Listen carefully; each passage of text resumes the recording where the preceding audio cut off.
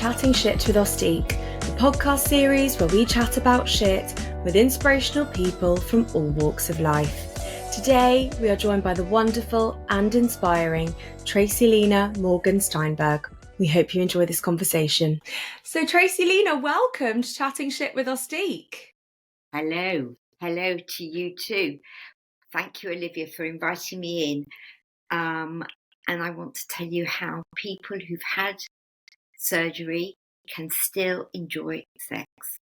It is I'm terribly absolutely thrilled with this opening. Thank you so much for being here and giving us some of your time.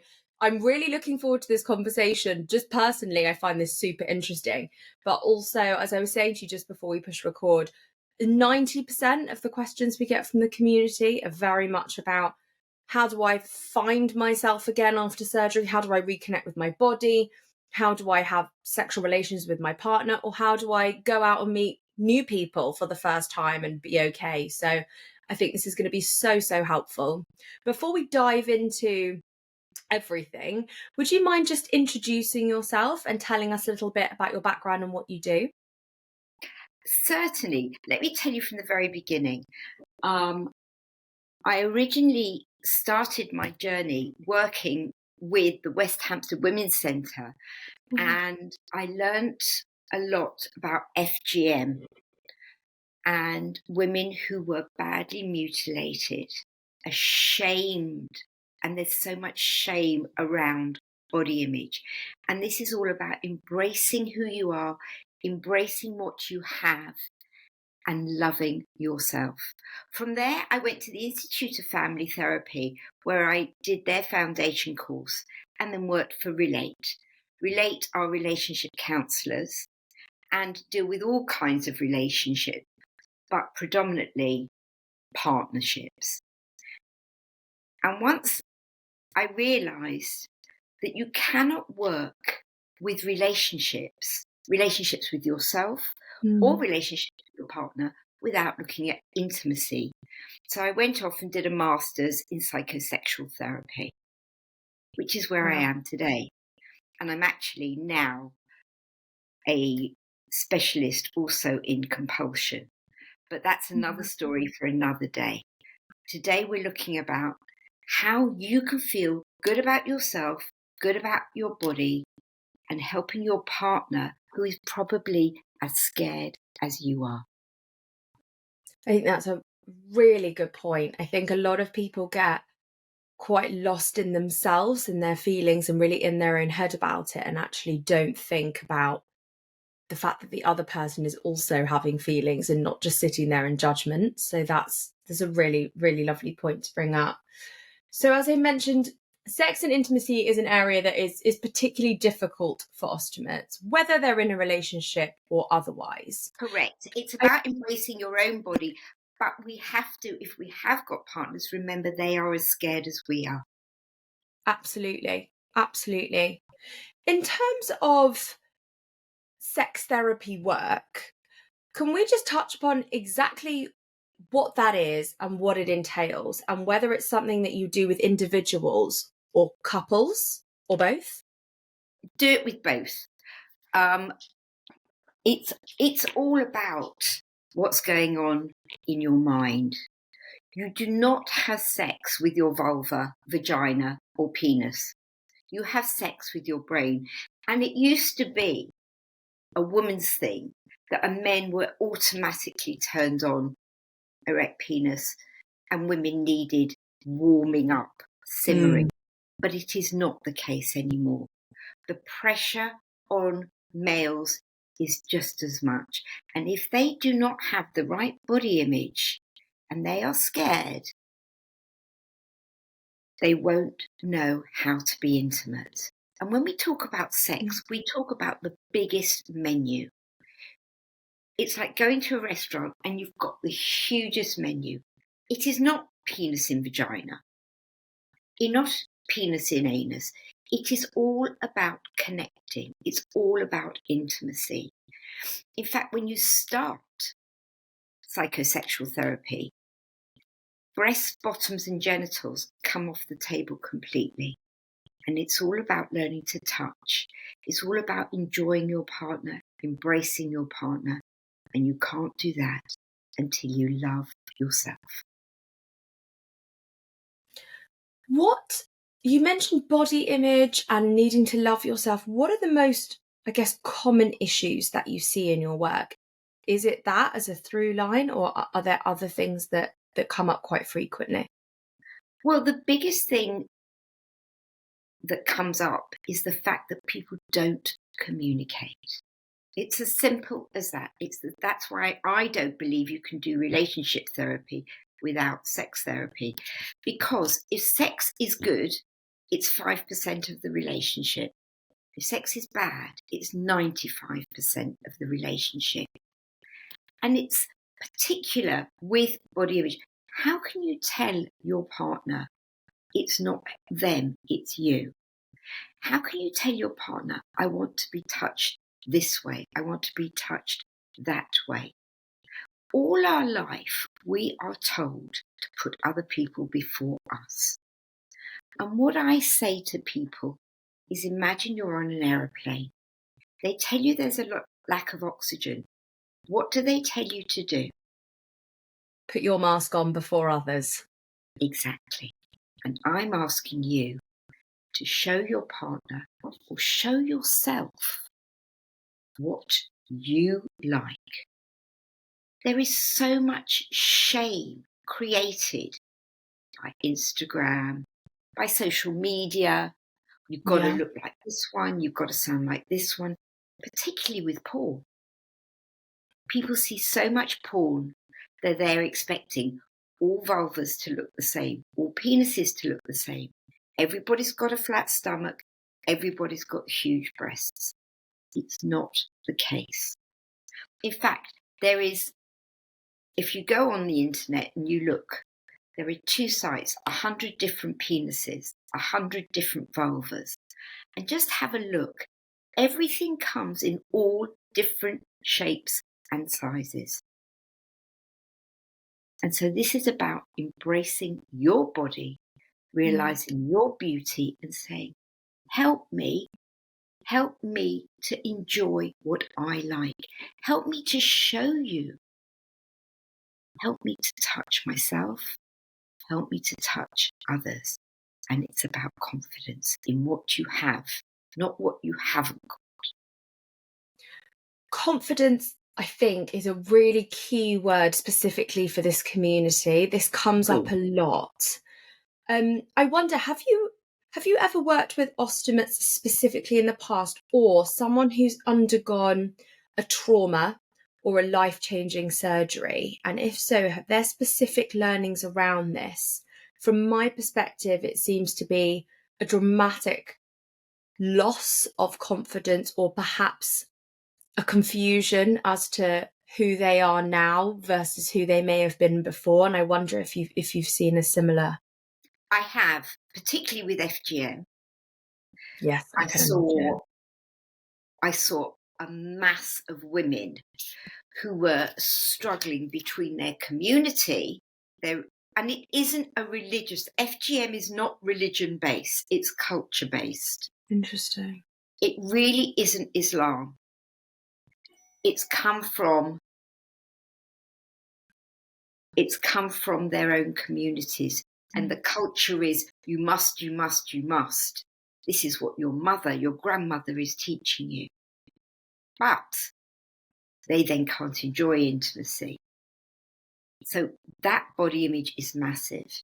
You've then got what I call white Anglo-Saxon Protestants who've had to have circumcision later in life. When I say later in life, from the age of 10 onwards, being the only circumcised boy in the village, being teased, not knowing why their penis is different, major hang-ups. And then I have also worked with a couple where there has been a colostomy bag. Interesting. One male and one female, out of interest. And when you were working with this couple, did anything come to the forefront as a kind of particular learning as to what surgery did for them and as a couple, and then how you kind of navigated them through, I guess, learning to be themselves again? So what you do is, or what I did in a specific situation, which was female operation and a male. It doesn't just happen with heteronormative couples. It really doesn't. Androsexual couples as well. But my specific first case, she wanted love. She wanted to recognise her own beauty first. So saw them together, then saw them apart, and he was scared. He did not know what to do to put her at ease. So you see the couple separately so they can talk about their own issues and then give them confidence to tell each other what it's all about. And then it's like any couple who are starting and haven't got a clue what they are doing. And it's clunky. Don't think it isn't. Think about the first time, if you can remember, you learnt to tie a tie at school or your shoelaces. How did you know what to do? Hadn't got a clue. It's clunky. How did you know how to kiss for the first time? It's clunky. That was great. Exactly. And being intimate, well, you can imagine. Mm. Who knew what to do with the penis? Who knew what to do with the vagina? We certainly didn't. No. So you get the person that's had the intimacy, the operation, to first recognise their own beauty. Ask them what they like. What do they do for relaxation? Do they like a massage? Do they want to be touched? And again, no breasts, no bottoms, no genitals to start with. And then you ask them to go into the shower, go into the bathroom where they have a mirror, anywhere with a mirror, to look at their body and embrace what they've got. Can I just pause you at the looking in the mirror? Because that's just triggered a lot of memories for me that people have said. A lot of people don't feel that they want to look in the mirror or physically can look in the mirror. That feels like quite a big step for them. What if you feel like you just can't do that? How do you get to that point? You look at the parts of your body you like. Okay. The same way as I say no breasts, no bottoms, no genitals, as I would in anybody coming with sex therapy. Anything you don't like, you cover. Okay.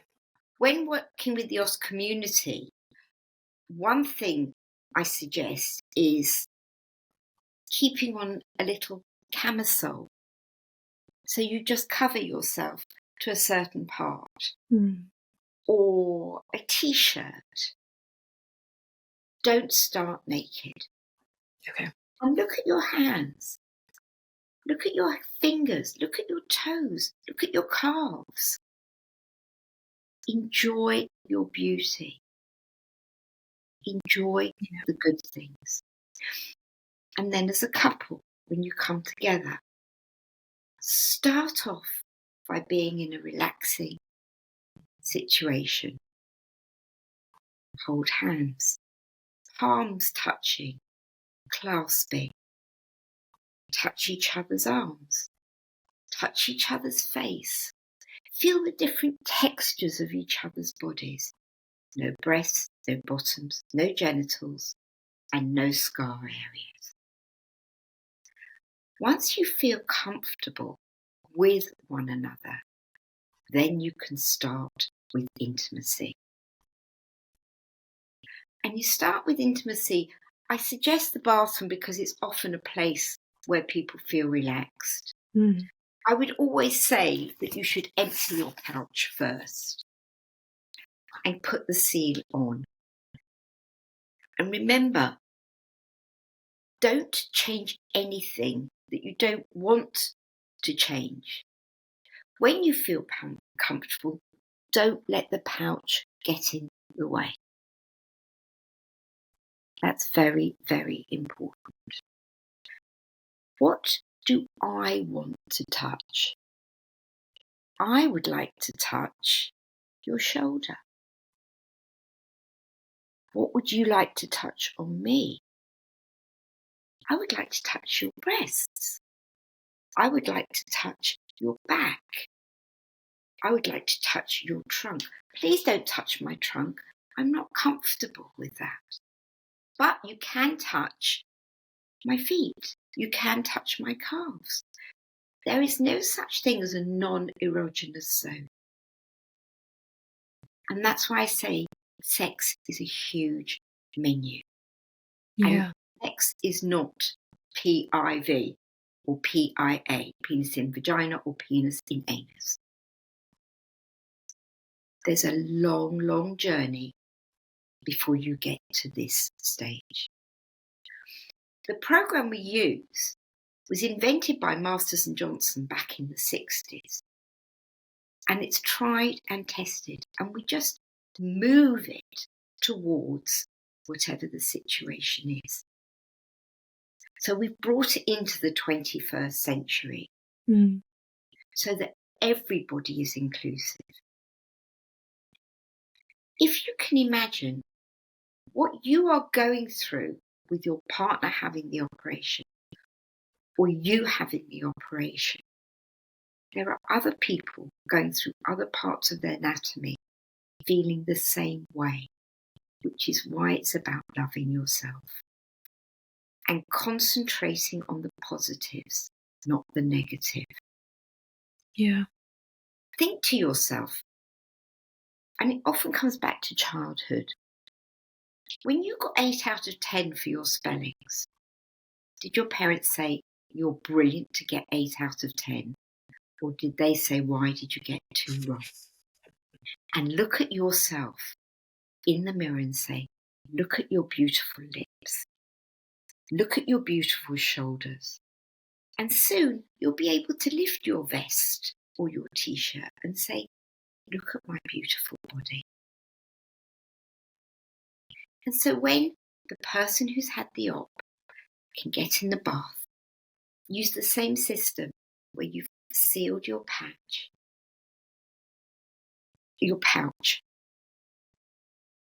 and you can cover the parts you want to cover and look at the good parts. And what is very, very important is for the partner to mirror you. If you're wearing a vest, they should wear a vest. If you're wearing shorts, you wear shorts. So that you are in sync. That's really interesting. So when they say, as the partner I'm talking, not the person that's had the op, when your partner who's had the op says to you, I'm really ready to touch your bottom. I want to feel the smoothness. Great, because I want to touch yours.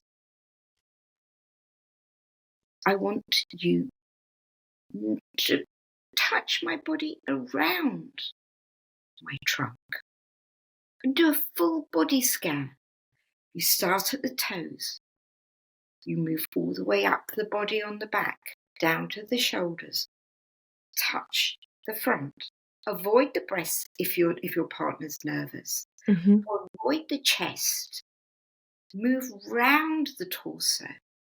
Avoid the genitals. And down to the knees and to the toes. And take your guidance from your partner. But it's making you feel at ease, saying, I'm nervous to touch you. I'm scared as much as you're scared. We are on this journey together. I would love to dive into 2 things separately.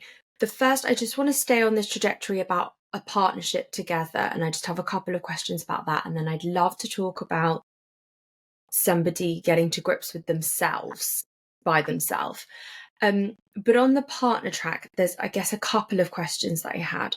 The first is, it sounds like dialogue and conversation is absolutely paramount for this entire thing throughout. 100% communication. But something that feels like a real block for a lot of people that I speak to is starting that conversation, just even broaching the subject with their partner, like, I feel different, or even perhaps it's broaching the conversation with somebody a brand new partner. They've just met them tonight. They need to tell them before they see them naked that they would like to tell them about their pouch. How do you have a conversation, or how do you start a conversation with another person, be it a partner who's new or a partner you've had for a long time? Believe me, there is no difference whether they are a partner you've had for a long time or a partner that's new. That's Because good to know. when you start that conversation, it's your confidence about speaking about your situation. Remember, it's not a problem. It's only a problem if you make it a problem. The most confident people are those who have learned to embrace their own bodies. So really, you've got to have that conversation with yourself first. Once you've had that conversation with yourself, you can then embrace to your client, to your partner or to this new person, maybe by talking about what they don't like about themselves first. That's a good idea. You know, and you'll find things like, oh, I've always thought I had a big nose. I've always had a problem because I don't grow much hair, or I'm very hairy, or there's something about me I don't like. And really, have you ever had surgery of any sort? Oh, yes, I had a tonsillectomy. And they're just completely off track, which is a minor surgery, nothing serious. And you can put your pouch in the same sentence. You've had this, I've had this. How did it affect you? How does it affect me? Embrace your situation.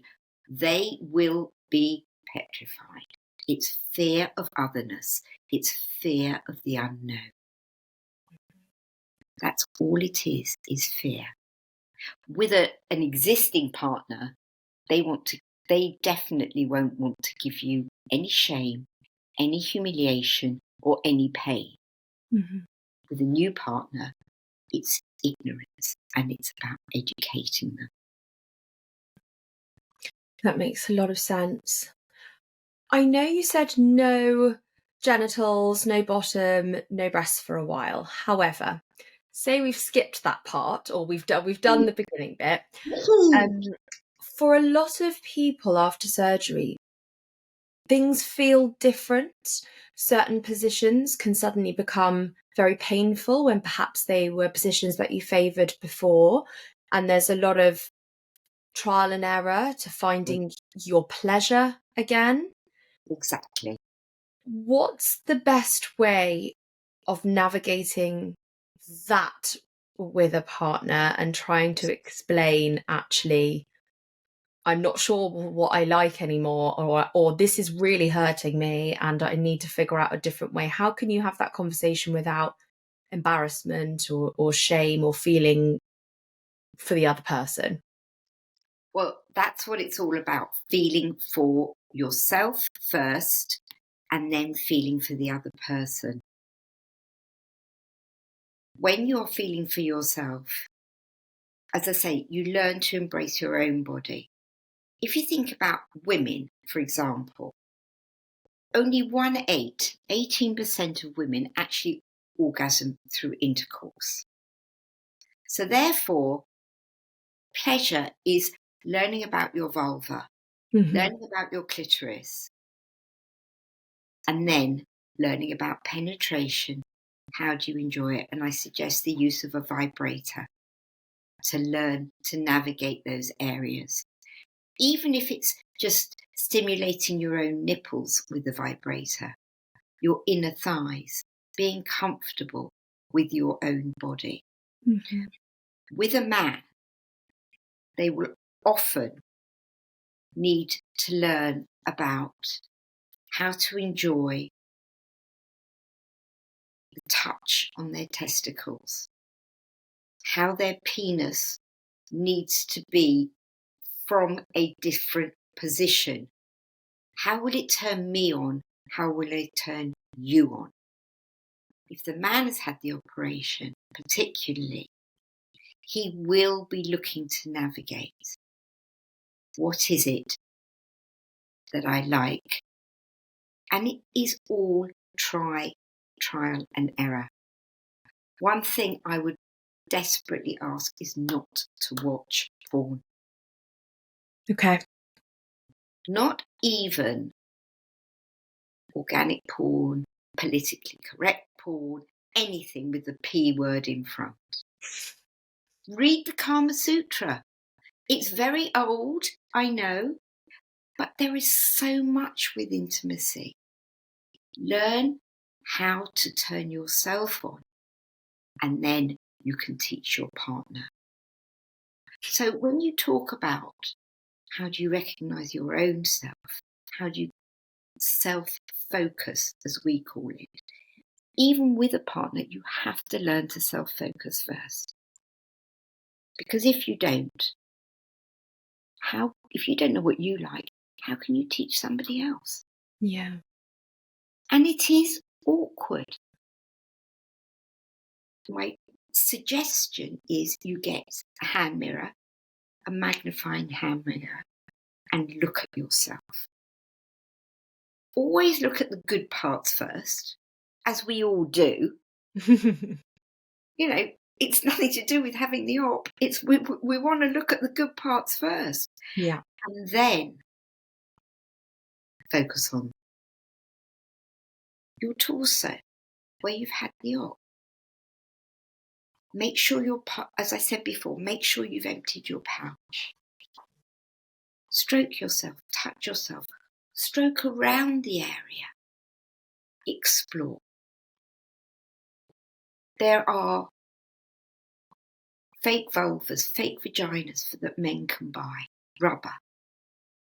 And with women, something that is a very good idea, if they are nervous, is to start using dilators. Because dilators introduce you to what's going on inside your vagina. You know when you're feeling nervous, Olivia, Mm-hmm. you tense up. Yes. If you imagine your hands going into clasp, well, the last place that clasps and tightens is your vagina. It closes up. Right. That's not going to really help in that situation, is it? Exactly.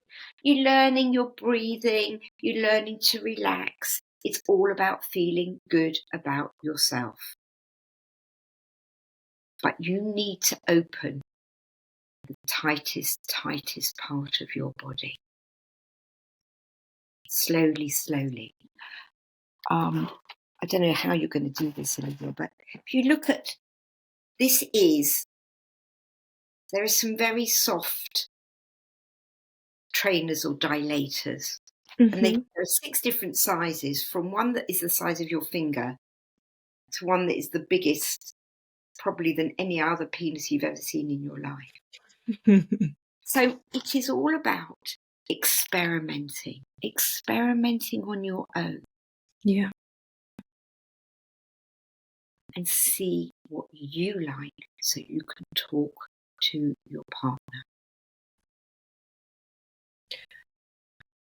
When it comes to couples that you see a lot in your line of work, I'm assuming, and this may be a completely incorrect assumption, but I'm assuming you see some couples that are in happy, healthy relationships and they're practicing some great things that you perhaps would recommend, and then some couples that are perhaps in a bit of a negative situation and they're doing quite a few things that you'd like people to just generally avoid. if I am correct in those assumptions, what are the happy couples that are having great sex and great communication? What are they typically doing? And what are the couples that are perhaps in that kind of sex is 95% of my relationship, like you said before, because it's all very negative and scary and it's not going well? What are they doing in contrast? They're not respecting one another. That's the first thing. If you look at relationship, you can't start psychosexual therapy until they like each other. But sometimes they don't like each other because they're having lousy sex, or he's not getting sex, or she's not getting enough sex. Mm-hmm. Often people have different libidos. Yes. And as I say, it used to be women weren't in the mood, lack of desire, but now it is really equal. The amount of men with lack of desire that need warming up. What do you like? I'm frightened to tell you. I'm scared.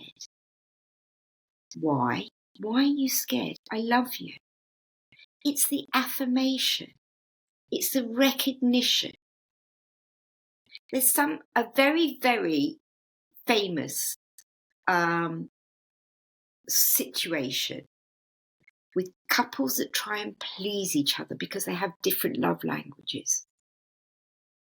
If I asked you, Olivia, if you came into my house and I said, do you want a cup of coffee?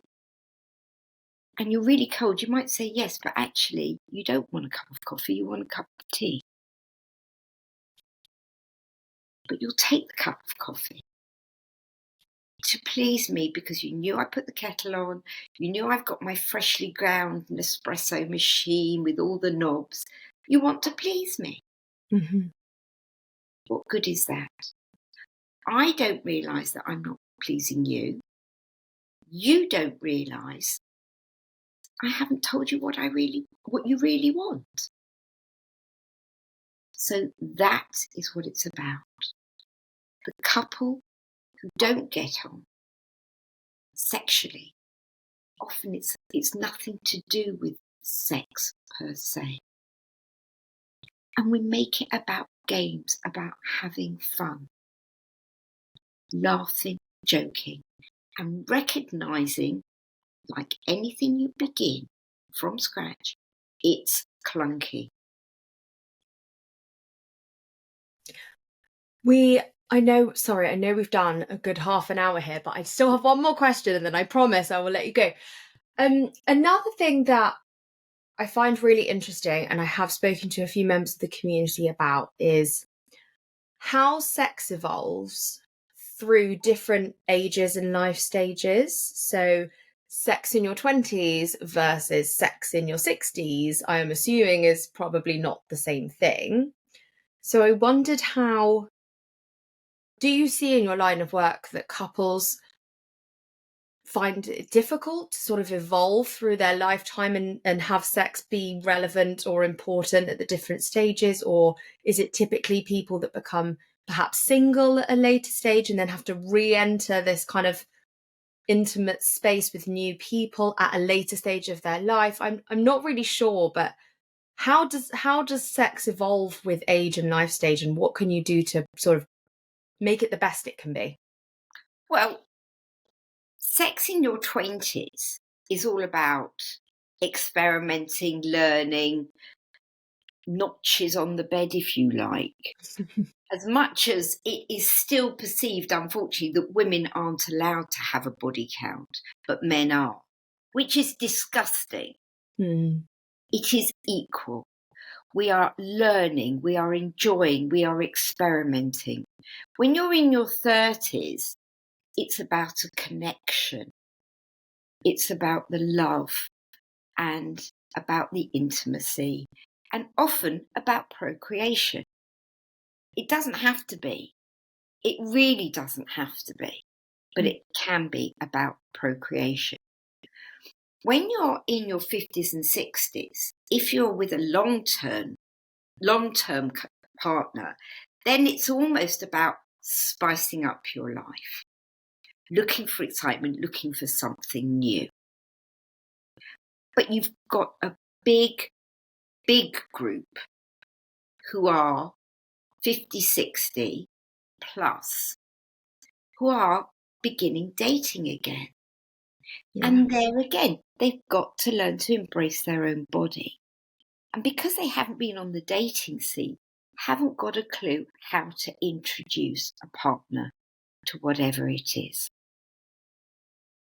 And as much as this community are struggling, it's recognizing that it is painful for you, but it's ignorance from a partner. Yeah. And it's the same as somebody who's got a diabetes control. It's the same as somebody who's lost their hearing. It doesn't feel the same to you as it feels to somebody else. But is it remembering nobody feels your toothache like you do? But teach them, show them. They are scared. And when you're dating, when you're 60, if you can imagine, a man thinks, oh, my penis is so shriveled up, my gut is over it. Look at myself in the mirror, yuck. Guess what? The female of the part, if it's a male, if it's a heteronormative couple, are thinking, I'm thinking my vulva looks different. Look at the pictures, 100 different vulvas, 100 different penises, 100 different tummies. We all come in different shapes and sizes. It's got nothing to do with age. The only thing with age, you might have to look at lubes. And there are various different lubes. But there are enough younger people that use lubes too. It's knowing what suits you. Oh, Tracylena, I've loved this. I could literally talk to you all day. Thank you so much for being here and giving such practical, useful tips for people. I think, just to summarise from my perspective, I feel like masturbation is a good thing, learning to love your body is a good thing, spending time looking in the mirror, but covering the parts that perhaps you're finding jarring to start with. I think that's a brilliantly helpful idea. And I really loved asking your partner to cover the same parts. I feel like that's a really leveling, lovely, lovely thing. So thank you. Mirror each other. Mirror each other. That's what's important. And when your partner's ready to take off their shorts, you're ready. When you're ready to take off your vest, so is your partner. Please, I'm not asking men to put bras on. I'm just asking to mirror each other. Oh, thank you so, so much for your time. It's been an absolute pleasure to speak to you. And hopefully we'll get you on again soon. I like that very much. Thank you, Olivia. Thank you. Bye. Bye. Have you seen the new Ostique skins yet? Ostique skins are revolutionary ostomy pouch covers that were created to make the wearer feel confident, sexy and powerful in all of life's moments.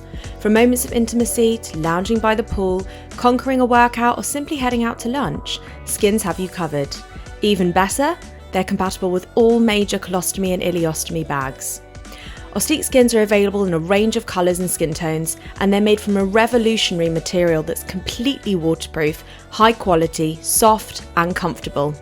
Skins are easy to use, even with reduced dexterity, and they work with both closed and drainable bags.